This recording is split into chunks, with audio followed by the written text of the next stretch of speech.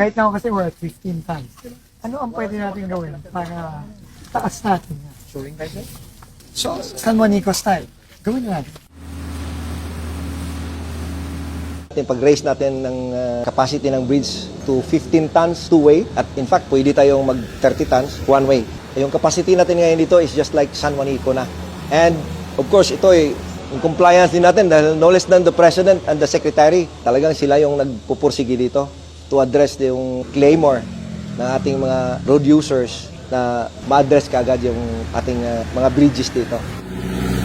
Nung una, yung wala pang limit dyan, nakakadaan dyan kahit nasa 30 plus. Ngayon kasi may limit na dyan, 15 tons na lang daw yung pinapadaan. Kaya nahirapan kami ngayon eh. Magiging okay na yung biyahe namin, magiging mabilis na.